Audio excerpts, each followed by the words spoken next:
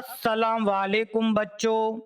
क्या आप जानते हैं कि एक छोटी सी अलामत किसी लफ्ज़ के तलफ़्फ़ुज़ को बदल सकती है?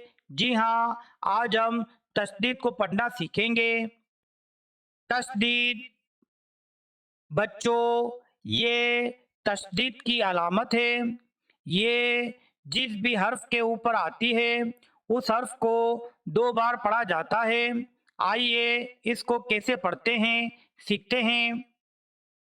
आज का हमारा लफ्ज़ है जन्नत। आइए इसको दुरुस्त तरीके से पढ़ना सीखते हैं। लफ्ज़ जन्नत में तीन हरूफ होते हैं। पहला हर्फ जीम, दूसरा हर्फ नून, तीसरा हर्फ ते।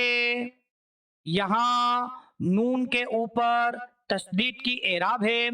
तशदीद के कायदे के मुताबिक तशदीद जिस हर्फ के ऊपर आती है उस हर्फ को दो बार पढ़ा जाता है, यानी हर्फ नून को दो बार पढ़ा जाएगा।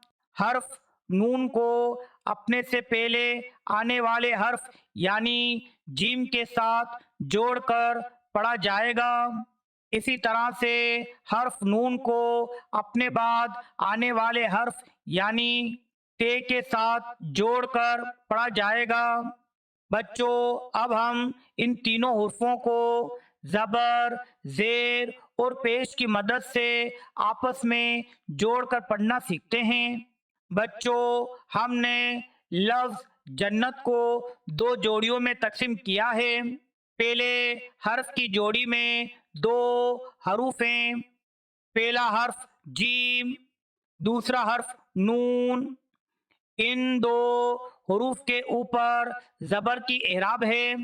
इसी तरह से दूसरे हर्फ की जोड़ी में दो हरूफ है। पहला हर्फ नून, दूसरा हर्फ ते।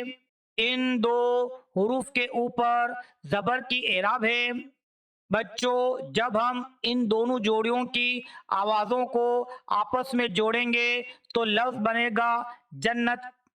जीम नून ज़बरजन, नून ते ज़बरनत, जन्नत।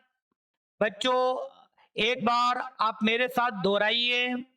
जीम नून ज़बरजन, नून ते ज़बरनत, जन्नत।